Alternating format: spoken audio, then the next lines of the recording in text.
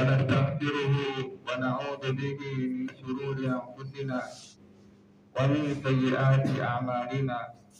من يهد الله فلا مضل له ومن يضلل فلن تجد له وليا مرشدا. وصلى الله على محمد وعلى آله وأصحابه وسلم. وبعد، أوصيكم ونفسي بتقوى الله عز وجل. Ndugu katika imani, mberadhi kwa kuchelewa, muda umekwenda, lakini si vibaya, yote ni katika habari za Allah subhanahu wa ta'ala. Ndugu, tupo katika mwezi wa Shaabani, na wale ambao hawajakamilisha ibada ya Ramadhani iliyopita, basi wakamilishe siku hizo ambazo zilizobaki.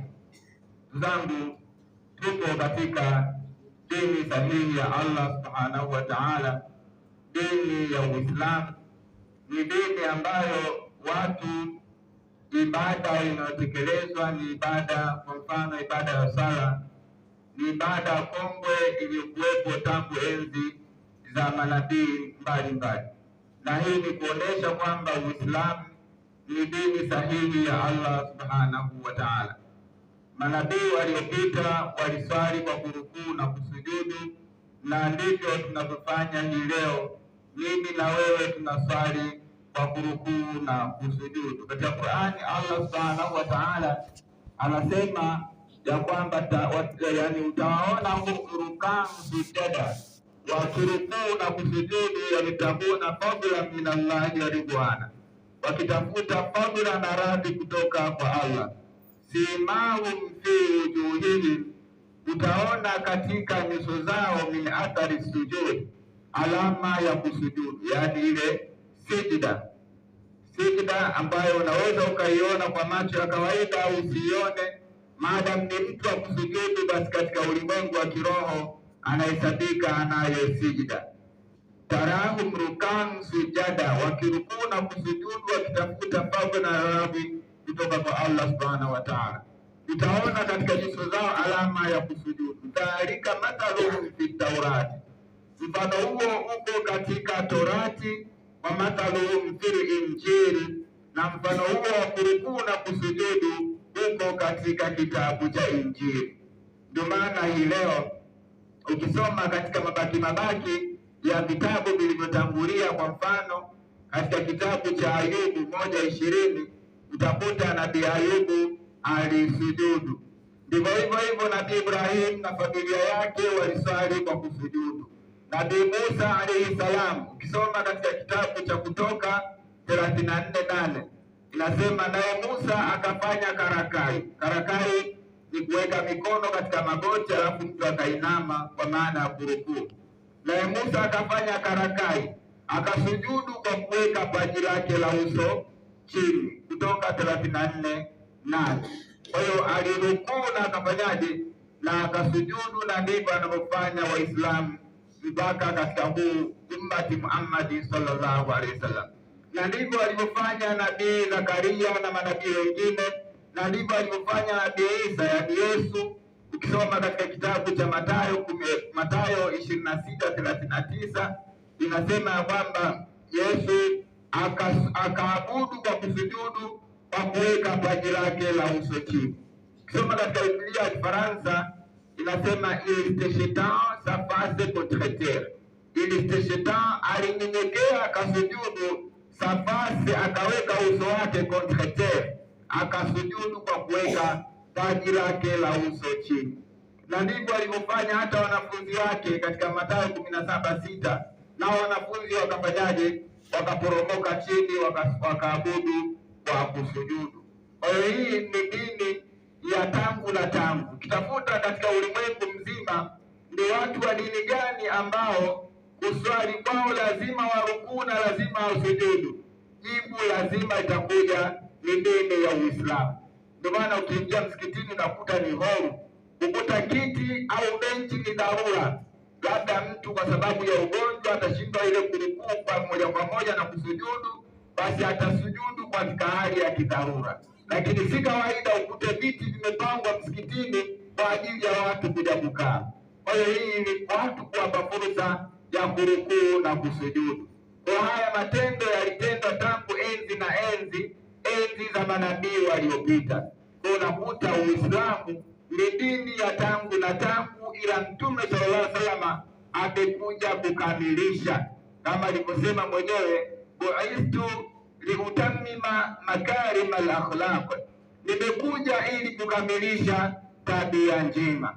Uislamu ulikuwepo tangu na tangu. Mtume sallallahu alaihi wasallam ni nabii wa mwisho, ina maana walipita manabii, wama Muhammadun illa rasul, na hakuwa Muhammad isipokuwa mtume, kad khalat min qablihi rusul, imepita mitume mingi kabla yake yeye. Kwa mitume yote ilikuja kwa ajili ya neno la ilaha illa Allah na kutekeleza ibada ya kufanyaje, ya kusujudu. Ndio maana unakuta utawaona wakirukuu na kusujudu wakitafuta fadhila na radhi kutoka kwa Allah. Katika nyuso zao kuna alama ya kusujudu. Mfano huo uko katika Torati na mfano huo katika Injili. Torati na Injili ni vitabu vilivyokuja kabla ya Qur'an. Kwa watu wa Torati na Injili walikuwa wakiswali kwa kurukuu na kusujudu, kama tulivyoona katika ushahidi wa maandiko katika vitabu hivyo vilivyotangulia. Na Uislamu ulikuwepo tangu enzi na enzi, hata wakati wa Nabii Musa alayhi salam, wakati Firauni anaangamia, alisema amantu, nimeamini, annahu la ilaha illa alladhi amanat bihi banu Israil, hapana mola apasaye kuabudiwa kwa haki isipokuwa yule ambaye wana wa Israeli wanamwamini. Ni wale Waislamu wenzi Nabii Musa. Firauni akasema wa ana minal muslimina, na mimi kuanzia leo ni katika Waislamu. Hapo anaangamia, anaukubali Uislamu ambao dini ya nani? Dini ya Nabii Musa alayhi salam. Akaulizwa ana, hivi sasa ndio unasilimu? Wakad asaita kablu, na ulikwisha asi kabla ya hapa, wa kunta minal mufsidina, na ukawa miongoni mwa mafisadi waharibifu wakubwa, ukakataa kutubu. Leo unaangamia, ndio unakubali dini ya Musa? Akaambiwa falyauma nunajjika bibadanika, hii leo tutakiibua kiwiliwili chako, litakuna liman khalfaka aya, ili uwe alama kwa wale watakaokuja baada yako. Na ndio sababu mpaka hii leo ukienda katika jumba la makumbusho Misri, utaweza kuona mwili wa Firauni. Binadamu aliangamizwa tangu enzi za Nabii Musa, miaka takribani 1500 iliyopita. Kwa hiyo mtu wakati anaangamia alikubali, alitamani lau na yeye angekuwa Muislamu. Hizo ni enzi za Nabii Musa alayhi salam. Mtume sallallahu alaihi wasallam hajazaliwa, Nabii Isa ni Yesu hajazaliwa, Nabii Yahya hajazaliwa, Nabii Zakaria hajazaliwa, Nabii Suleimani, Nabii Daudi hawajazaliwa. Enzi za Nabii Musa huko kabisa unahubiriwa Uislamu na watu walikuwa wakiabudu katika mfumo huu wa Kiislamu. Uislamu ni dini ya haki, ni dini ya tangu na tangu. Atakayekufa nje ya dini ya Uislamu anakuwa amekufa kibudu. Katika aya 18 sura ya pili, sura ya 3, Allah subhanahu wa ta'ala anasema inna dina inda Allahi al-Islam, hakika dini mbele Allah ni dini ya Uislamu. Katika aya 85 akasema man yabtaghi ghayra al-islami dina, na atakayefuata dini sio kwa ya Kiislamu falan yuqbala minhu, haitakubaliwa kwake yeye, wa huwa fil akhirati minal khasirina, naye akhira atakuwa miongoni mwa watu waliopata hasara. Kwa hiyo Uislamu ni dini ya haki. Asije akaibuka mtu maisha amempiga, ameshika Biblia yake anajitangaza na yeye nabii. Tunaona wapo watu wa namna hiyo, na Mtume sallallahu alaihi wasallam alisema la nabii baadi, hakuna nabii baada yangu. Na huyu ndiye aliyetabiriwa katika kitabu cha Efeso 1:13 mpaka 14 kwamba mrithi wa Yesu atatoka Uarabuni. Sio mamposa wala soma Goroliona wala Tibi Joshua wala sijui James nani. Mtume wa mwisho ambaye mrithi wa Nabii Isa atatoka Uarabuni. Efeso 1:13 mpaka 14. Huyu ambaye ndio mrithi wa Yesu ambaye ni Mtume sallallahu alaihi wasallam akasema la nabii baadi, hakuna nabii baada yangu. Kwa hiyo ndugu zangu, tuko katika dini ya haki. Kwa hiyo kila ambacho kimeamrishwa na Uislamu, basi tukifanyeni kwa kadri ya uwezo wetu, na kile ambacho kimekatazwa na Uislamu, basi hicho kitu tujiepushe nacho. Hicho kitu kitakuwa kina madhara. Hapo tumekotaka kupagusia kwamba kila kitu ambacho kimekatazwa na Uislamu, kwa maana kimekatazwa na Allah Subhanahu wa Ta'ala, hicho kitu kina madhara makubwa. Ukiangalia riba ina madhara makubwa, tunashuhudia watu wanafikisiwa mali zao mitaani. Ukiangalia kamari, tunashuhudia watu wanapoteza pesa zao na hata kimaadili. Ukiangalia suala zima la uzinzi, zina ina athari, ina madhara. Kuna madhara kiafya, madhara kijamii, madhara kiuchumi. Kijamii, mtu mzinzi katika jamii thamani yake inashuka, heshima yake inakuwa ni yenye kushuka, lakini madhara ni mengi, na ndio maana hata katika nchi ambazo watu wake ni wazinzi sana, basi hata ugonjwa wa ukimwi unakuwa uko katika reti ya juu.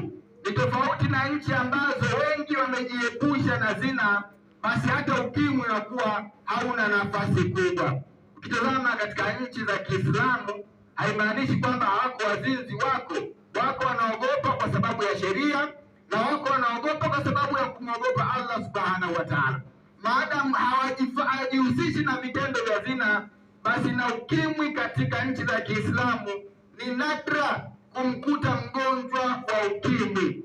Ni tofauti na nchi za ovyo. Ukimwi ni kama malaria, kwa sababu uzinzi umekuwa jambo la kawaida. Ukipita kichochoro kuna gesti. Gesti sio kwa ajili ya wageni wale wageni, gesti kwa ajili ya mambo ya uzinzi. Kichochoro gesti. Hapo maisha ya namna hiyo, uzinzi na magonjwa ya namna hiyo yamekuwa ni kama malaria. Kwa kila kitu ambacho Allah amekiharamisha, hicho kitu kina madhara. Zina ni miongoni mwa matendo ya watu wa motoni. Mtu atakayekufa na dhambi ya uzinzi hajatubu, huyo ni katika watu wa motoni. Hakuna mjadala. Aya ziko nyingi. Ukiangalia katika Suratul Furqan, Allah Subhanahu wa Ta'ala ameelezea yule ambaye atakayekufa na dhambi ya namna hiyo. Kwa hiyo madhara hapa duniani, lakini madhara makubwa ni mbele ya Allah Subhanahu wa Ta'ala. Ukiangalia pombe ina madhara kiafya, ina madhara kiuchumi, ina madhara kijamii. Mtu cha pombe thamani yake inashuka, kwa sababu huyu mtu anaweza hata akajisaidia mbele za watoto wake au mbele ya kadamnasi ya watu, au akaropoka maneno yoyote ambayo yatapelekea kumshusha thamani yake. Huyu ni mtu ambaye ni mtu maarufu mtaani kama cha pombe. Lakini pia vile kiuchumi, atapoteza pesa zake katika kugharamia hayo mambo. Kiafya, pombe ina madhara mengi, na magonjwa zaidi ya 200 yanatokana na unywaji wa pombe. Kwa maana mtu aliyekunywa pombe akaendelea, inafikia hatua mpaka athari ya pombe katika kiwiliwili chake inajitokeza, kwa sababu pombe inakwenda kuathiri mfumo wa fahamu, inaathiri mfumo wa damu. Ikiathiri mfumo wa damu, inaathiri moyo. Ikiathiri moyo unaathiri kiwiliwili chote. Kwa inafikia hatua mtu cha pombe psychologically, ukimwangalia utamjua kwamba huyu ni mtu ambaye cha pombe au alikuwa akitumia vitu vya namna hiyo. Hii ni athari ambayo unaweza ukaiona haraka. Lakini pia vile pombe inasababisha aina ya bakteria, aina hepatitis B. Hepatitis B wanasababisha homa ya ini. Ini linakuwa kama lina maloti hivi, na mtu asipotibiwa haraka homa ya ini anaweza akapata kansa ya ini. Miongoni mwa visababishi vya hiyo kansa na homa ya ini ni pamoja na unywaji wa pombe. Pombe ina madhara makubwa hapa duniani, lakini madhara makubwa ni adhabu ya maisha, kwa sababu katika watu wa aina 5 ambao hawatasimama katika uwanja wa hukumu, wao ni motoni moja kwa moja. Ni pamoja na binadamu aliyekufa na dhambi ya ulevi, hajatubu toba ya kweli. Hata ile kunywa kwake wikendi mpaka wikendi, au mwezi mpaka mwezi, au mwaka mpya mpaka mwaka mpya, au shughuli ya ndugu yake mpaka shughuli ya ndugu yake, maadamu hajatubu katika nia yake, bado ana nia ataendelea kunywa, huyo mtu hana tofauti na wale wanaokunywa mpaka wanajisaidia mitaani. Huyu mtu akifa ni motoni maadamu hajatubu. Kwa hayo ni katika madhara mbele ya Mwenyezi Mungu Subhanahu wa Ta'ala. Tujiepusheni na kila ambacho Allah Subhanahu wa Ta'ala amekiharamisha. Tuombe Allah tujalie tuwe miongoni mwa waja wake ambao yastabiuna alqaula fayattabiuna ahsana. Barakallahu li wa lakum bil Qur'ani al-azim wa nafani wa iyyakum bil ayati wa dhikri al-hakim. Aqulu qawli hadha wa astaghfirullah al-azim li wa lakum. Salatu wassalamu ala rasulillah wa ba'da usikum wa nafsi bittaqwallahi azza wa jalla. Ndugu katika imani, kwa kumalizia, kutokana na muda, si kwa maana ya mwisho, bali kutokana na muda, ni kwamba Uislamu kila ambacho ulichokiharamisha, kwa maana kila kitu ambacho Allah Subhanahu wa Ta'ala amekiharamisha, basi hicho kitu kina madhara. Hii pia ni kuona dini ya haki, dini ya Allah Subhanahu wa Ta'ala, dini ya Uislamu. Itazame kwa mfano mbwa, niliwahi kumzungumzia. Nyama ya mbwa ni najisi na ni haramu na ni katika najisi kubwa. Huyu mnyama ameruhusiwa kufugwa, lakini hajaruhusiwa kuliwa. Ameruhusiwa kufugwa kwa sababu mbili: afugwe kwa sababu ya ulinzi au afugwe kwa sababu ya uwindaji. Nje ya hapo, mtu akifuga mbwa, kila siku thawabu zake zinapungua mfano wa milima miwili ya Uhud. Hadithi ipo katika Sahih Bukhari mjeledi wa 9 hadithi ya 525. Mtume sallallahu alaihi wasallam anasema, man iqtana kalba, mtu mwenye kufuga mbwa, illa kalba said, isipokuwa mbwa wa uwindaji au maashia au mbwa wa ulinzi, fa innahu yamkusu min ajrihi kulla yawmin qiratani. Huyo mtu mwenye kufuga nje ya sababu ya ulinzi na uwindaji anapunguziwa katika kila siku katika ujira wake qiratani, zinapungua kirati mbili katika thawabu zake.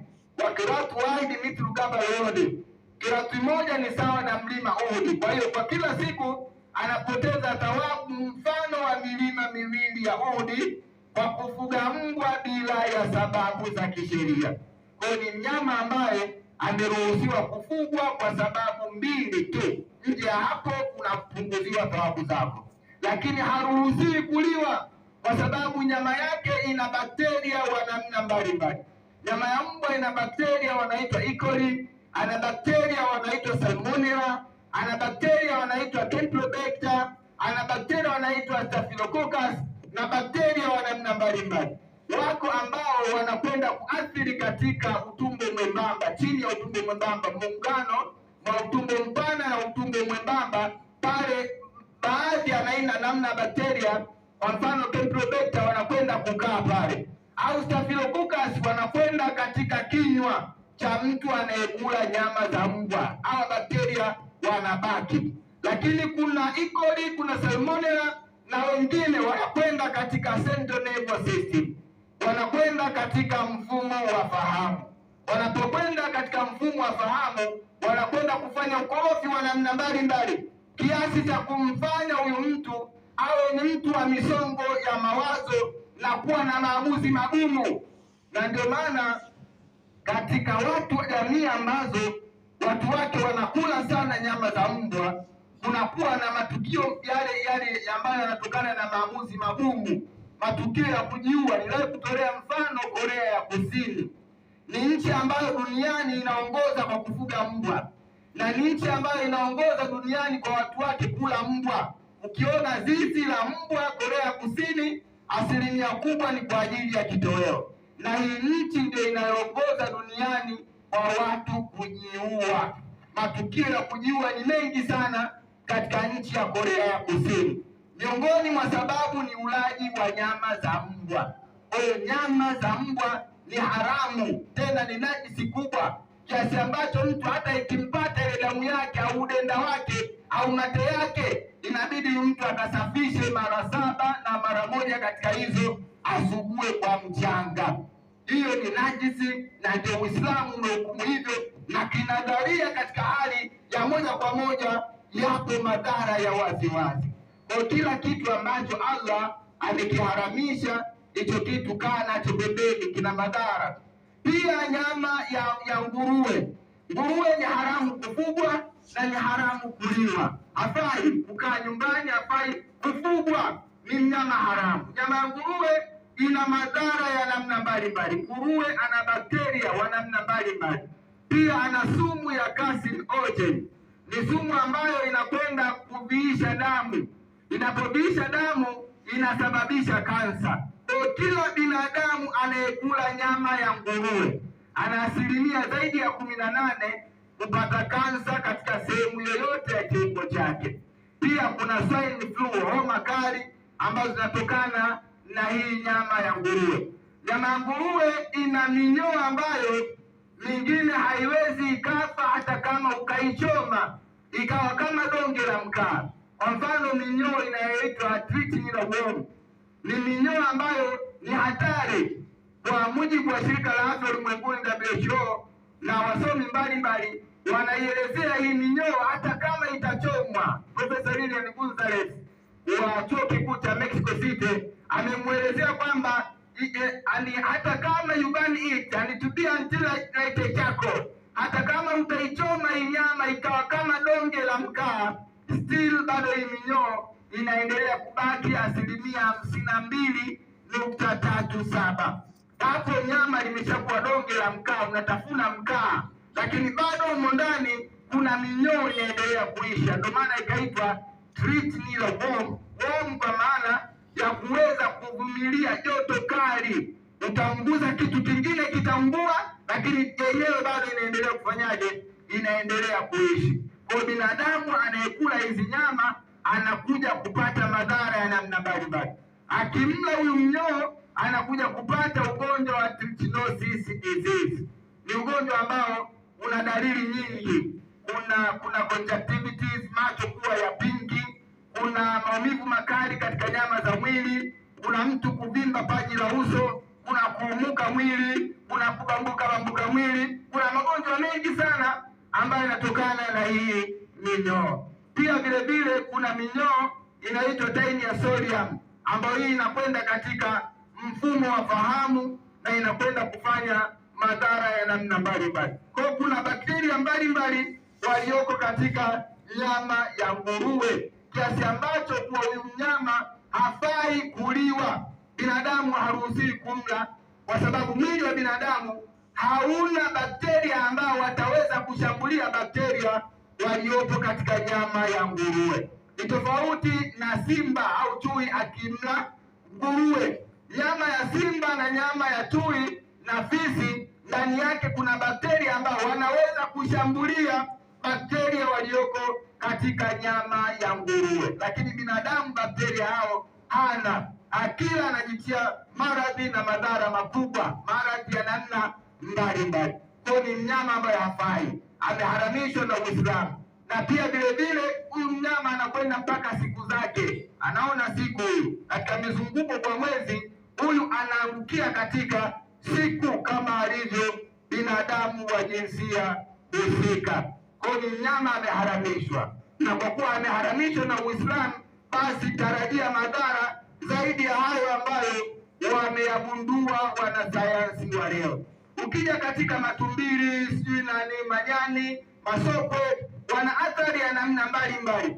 Leo unasikia kuna homa ya mpox, homa ya nyani, kuna Ebola. Hii yote inatokana na ulaji wa nyani, ulaji wa matumbili, na unakuta ule ukanda ambao wanakula sana nyama za nyani, wanakula sana nyama za tumbili. Iangalie Uganda hii ya kusini, iangalie Rwanda, iangalie Burundi, iangalie Kongo.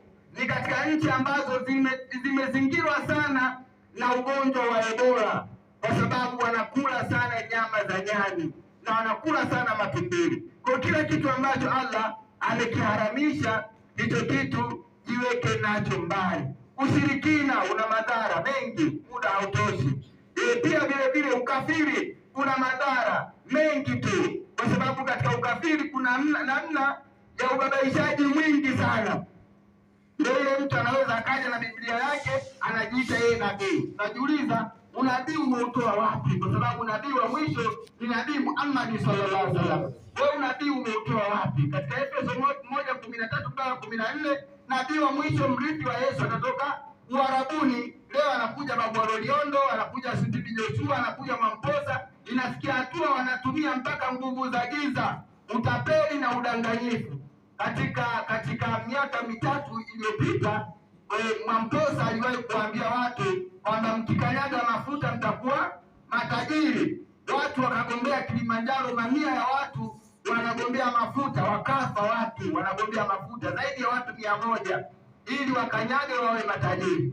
Wakatumia mafuta, baadaye wakaja kulalamika, mbona kila tukitumia mafuta hatui matajiri? Sasa hivi walishindwa kujiuliza, utajiri na kupaka mafuta wapi na wapi?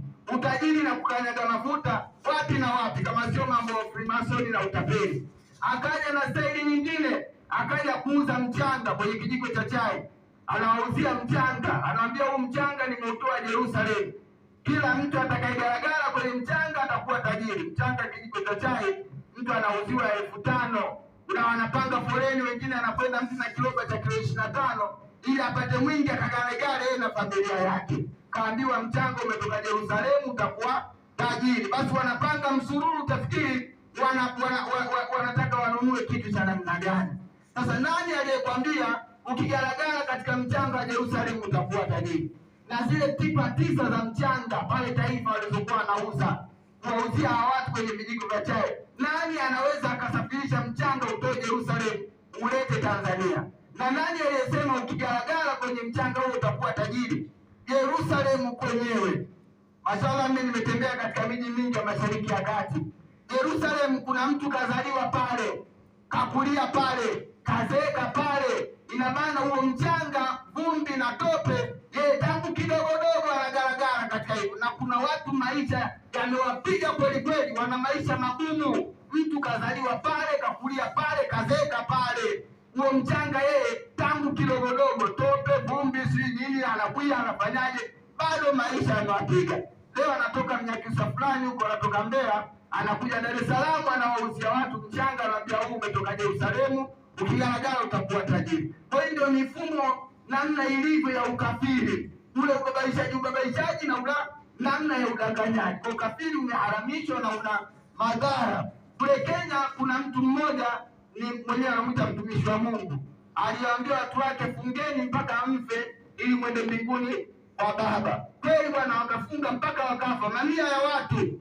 Mama mzazi wa huyu mchungaji, baada ya kukamatwa na askari wa Kenya, akawauliza wale polisi, mnamkamata mwanangu kwani wakati anawaambia watu wake walikuwa hawana akili? Tazama tekniki ya hili swali. Yaani kwa mfano aje shehe hapa waambie mnatakiwa mfunge mpaka mfe ili mkapate pepo. Niwaulizeni, Muislamu gani atakayekubali ujinga wa namna hiyo? Hawezi kukubali. Lazima atahitaji ushahidi wa aya au hadithi, kwa sababu hata hiyo saumu, kama mtu hana uwezo wa kufunga kiafya, anatakiwa afungulie mpaka atakapokuwa na afya njema. Atafanyaje? Atalipa, lakini sio kumwambia mtu afunge mpaka afanyeje, mpaka afi. Kwa hiyo wakafanya hali ya namna hiyo. Kule Uganda, kwa kumalizia, miaka ya karibu na 2099 mwishoni, mwaka wa 2000 ulikuwa na kashikashi nyingi kabla hujafika. Wengine walisema kutakuwa kiama, wengine si kompyuta zitakuwa zifanyi kazi, wengine akasema binadamu wataondoka, sio watakuja wanaishi manyani, si masoko. Kila mtu akawa na namna yake. Askofu Joseph Kibwetere akawaambia watu wake kwamba mwaka 2000 kiama, kwa hiyo mnatakiwa mlete mali zenu zote twende nazo mbinguni kwa Baba. Mwenye pesa alete hapa, mwenye magari auze alete pesa, mwenye nyumba, mwenye viwanja auze alete pesa. Kila mali ambayo unaona inaweza ikabebeka ikaletwa hapa, basi ileteni ili twende nayo mbinguni kwa Baba. Kweli bwana, wakafanya hivyo. 99 mwishoni Disemba karibia na 2000 akawakusanya katika kanisa lake kubwa ambao wanaingia zaidi ya watu 3000. Alichofanya, akachukua zile mali zote walizozileta watu wake, akawakolea milango, akawachoma moto, wakateketea zaidi ya watu 3000. yeye akachukua pesa akakimbia nazo wapi? Uingereza.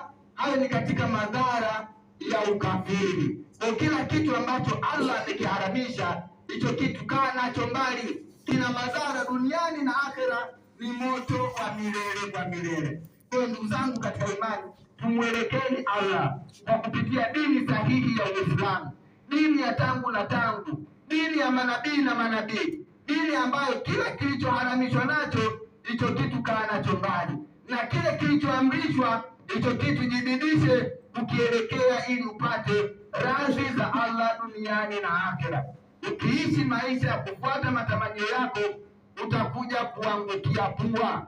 Naudhu billahi min sharri dhalika wa min sharri ghairi dhalika. Tumwombe Allah atujalie tuwe miongoni mwa waja wake ambao yastabiuna alqaula fayattabiuna ahsana. Ibadallah, enyi waja wa Allah, hakika Allah ametuamrisha mambo mbalimbali, na hayo ni kwa faida yetu sisi wenyewe duniani na akhera.